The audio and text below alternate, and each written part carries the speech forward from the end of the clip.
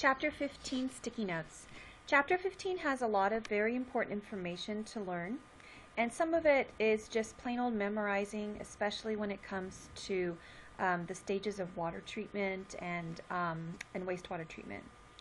The case study is about the Colorado River, and the Colorado River has a lot of political fighting because California grew in population size much earlier than the other western states like Nevada, Arizona, Colorado. And so California has been accessing the Colorado River water and sending it mainly to Southern California, mainly Southern LA County, Orange County, and San Diego for decades. We don't get Colorado River water here in Santa Clarita, and we never have. But now that other western states have grown in population, they want some of that water because it flows through their states as well.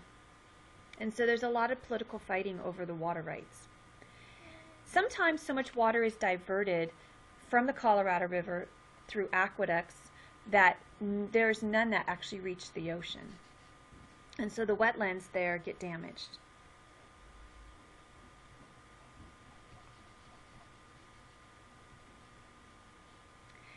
So you can see the Colorado River here flows from Colorado all the way down to the Gulf of California, and we send aqueducts to Southern California, the San Diego area, and Palm Springs area, and all of these places want to use that Colorado River water. Alright, on page 403, make sure you know the definition of what fresh water is. It means not salty. Surface, oh, that is an autocorrect. Let me fix that. Not surface eater, it's surface water. There we are. Surface water is basically water on the surface, so your streams, rivers, lakes. Runoff is any water that runs off from rain and precipitation. And watershed. Watershed is basically anything that drains into a river. So any piece of land that drains into a river is called that river's watershed. And you also need to know these two stats. Only 3% of the water on the planet is fresh water, and so that makes 97% ocean water, which is salty. But of that 3%, 2% of it is locked in glaciers, so really 1% of the world's water is available for humans to use. That is not a lot.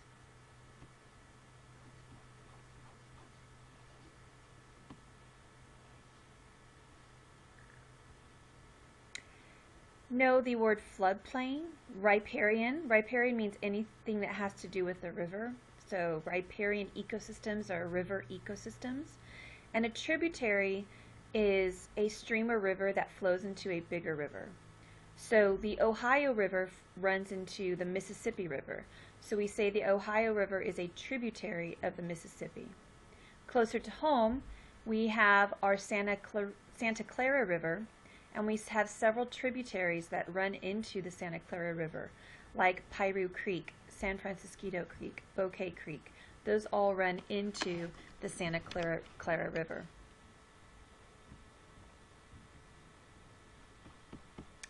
For the ponds and lakes, you do need to know the layers.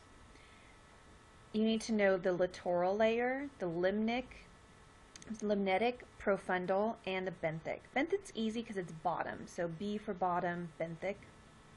So make sure you do know the definitions of all these layers, and it's described for you up here where you would find the different critters that live in the different zones, and do make sure you know that.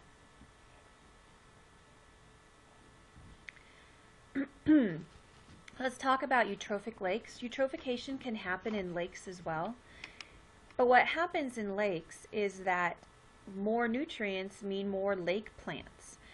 And eventually, if it's a small lake or pond, it can completely fill up with plants, and then you don't have a lake or pond anymore. It's just completely turned into kind of a marshy area or wetlands or just land altogether.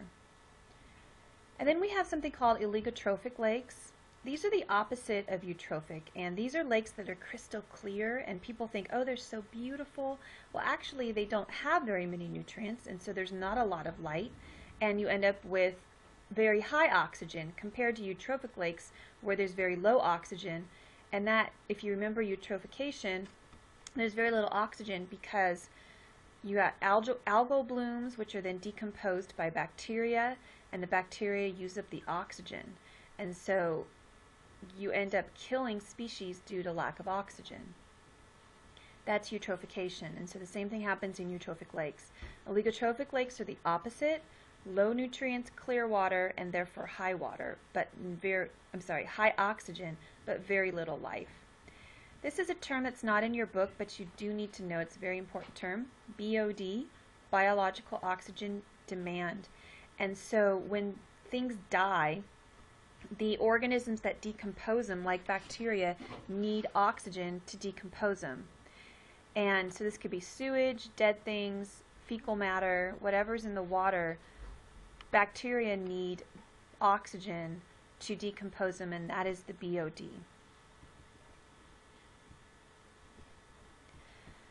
There's actually quite a lot to write about wetlands, so let's get started. You may need several sticky notes for this. A wetland, the definition of a wetland, and do know the definition, is a system where the soil is saturated with water and has plants that grow half submerged in water. A couple years ago on an FRQ, my students knew all kinds of things about wetlands, but I actually never taught them the definition, and so that was on an FRQ. So now I make sure that I teach them the definitions. They did well that year because they knew enough to get a good amount of points. Types of fresh wetlands, we have freshwater, and some of the names are called bogs, marshes, mires, moors. Oh, excuse me. Let me go back up. You may remember some from your literature readings of stories that are set in England. If you remember The Hound of the Baskervilles, Sherlock Holmes, that was set on a moor, and that is basically a freshwater wetland. Marine. Now, marine means ocean, and so any wetland that's on the coast of an ocean is called a marine wetland, and there's two types. Now, by the way, this is usually where a river flows into the ocean. There's two types. Around here in Southern California, we are in temperate climate. We're not tropical, we're temperate, and we have salt marshes. One that you can go visit and walk trails along is in Carpinteria. They have a restored salt marsh there. In the tropical locations like Florida, down around the Gulf of Mexico, they're actually much further south than us, and they have more tropical climate. And so you're going to have mangrove forests that are found there. So here's your environmental benefits of wetlands. You have biodiversity, providing a rich habitat. By providing a rich habitat, so the wetlands provide huge, rich habitat, lots of biodiversity, lots of photosynthesis from lots of plants. The base of the food web, all of the nutrients in a wetland provide algae, provide plants. That's the base of the food web. Cleans wastewater. The plants in wetlands can filter toxins and pollutants and sewage from water. And when you have a wetlands and you have rain, the runoff will soak into the ground and recharge your aquifers, so then you can pump it out later to use. It's a nursery for many species. So species of aquatic life will lay their eggs or lay their young in nurseries, and in the wetlands, and it protects them from predators and from other kinds of harm. So these are environmental benefits, things that benefit the environment. We also have some ecosystem services which provide economic benefit for wetlands. We get protection from hurricanes and storms from wetlands. One of the problems that we had with Hurricane Katrina several years ago in New Orleans was that so much of the wetlands had been destroyed, damaged, and filled in that there wasn't a lot of protection from the storm surge that happens with hurricanes. So flood protection. So when there is a flood, it costs a lot of monetary damage to repair, and so that's how you get an economic benefit. Tourism, lots of tourism dollars that come in from people visiting wetlands for fishing or for wildlife observation. Recharging the aquifers for us to use then to water our crops and earn money, that we don't have to build aqueducts to bring water from somewhere else. So anything that helps save us money and provide us money is an economic benefit. And then also cleaning our toxins. So if we have wetlands, we don't have to build wastewater treatment plants in some areas, and that saves us money as well. Remember on AP tests on FRQs, whenever you talk about an economic benefit, you have to mention money or jobs. There are many threats to wetlands. They're drained and filled in for development, like building homes and condos and stores and such. They're filled in or drained for agriculture as well. When we build a road or a bridge over them, they can cause air and water pollution, so runoff from the roads from oil spills or other kinds of antifreeze or things that get on roads, or even salt if it's an icy place, can run off into the wetland to cause water pollution. And then driving cars cause air pollution. And then wetlands are threatened by invasive species as well. For example, a lot of people bought Burmese pythons, which are actually endangered species in Burma. They bought them as pets. They got too big, and so they dumped them in the Florida Everglades, which is a national park, and it's an extremely protected area.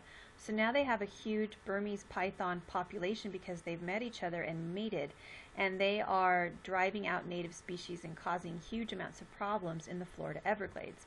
So they have people that go out and hunt them to get rid of them because they're invasive there.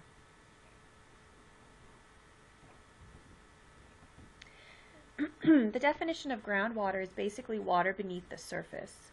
It's held within pores or rock, and it's hugely important because we rely on groundwater. That's when people have wells. They dig down and access the water and groundwater.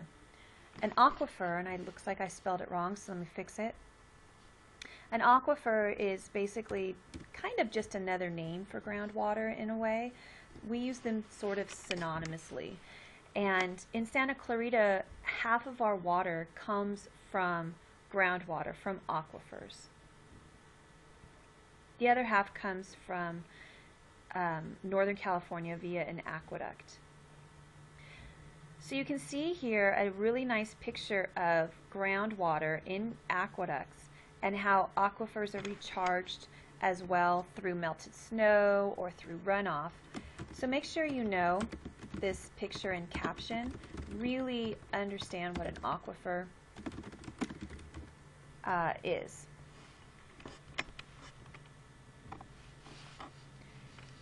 Sometimes an aquifer will bubble out of the ground, sometimes through a hole. If there's enough pressure, it will come out and create a spring. Sometimes people dig wells down to aquifers as well. This is the largest aquifer in the whole world. It sits mostly under Nebraska and then parts of Colorado, Kansas, etc. It's called the Ogallala. Alright, make sure you know the water table. That's how far the water is underground, is the water table. An aquifer recharge zone, an artesian aquifer, and also know that the Ogallala is the world's largest aquifer.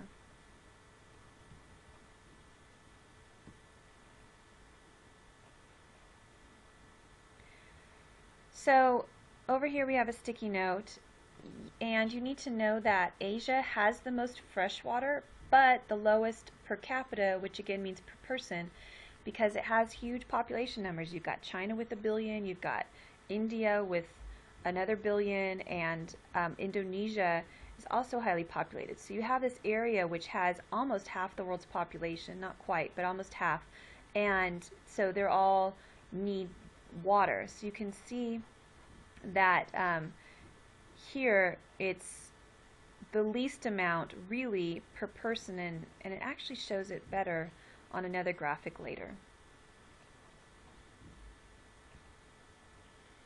Make sure you know the word consumptive versus non-consumptive. So consumptive use is basically it's used up like the plants use it. So water in agriculture for irrigation is consumptive use. For us, when we drink the water, that's consumptive use. Non-consumptive use, but it removes it temporarily, but then returns it back. It's not necessarily used up.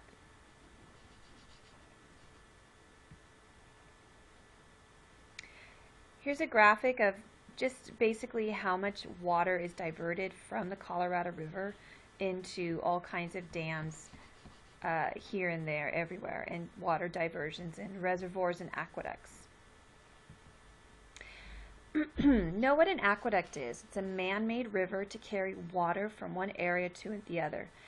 The example in our town is we have the LA Aqueduct that runs through Santa Clarita, right by Saugus High, over the hill by the Walmart in Canyon Country. It's actually a big old pipe. That's a closed aqueduct in a pipe. It actually carries water from Santa Clarita Valley through SEV to Los Angeles City. We don't get any of that water. It runs through our town, but we don't get it. We get water from a different aqueduct. That's an open air aqueduct called the California Aqueduct, and it runs down from Sacramento. You can see it when you drive north on the 5 freeway. Aqueducts are used heavily in California to bring water. Let me change that typo. Down from Northern California and the melted snowpack of the Sierra Nevada mountains to Southern California, or from the Colorado River to Southern California as well. So there's aqueducts along the Colorado. Know the example of the Owens River and Mono Lake that brings water to LA City. Not to us, but LA City. And this is kind of a good chart to show you some ways that we can make a difference. The AP test often asks, kind of the last question on FRQ, ways that we can reduce personal or household water use or agricultural water use. And so this is a good list here as well.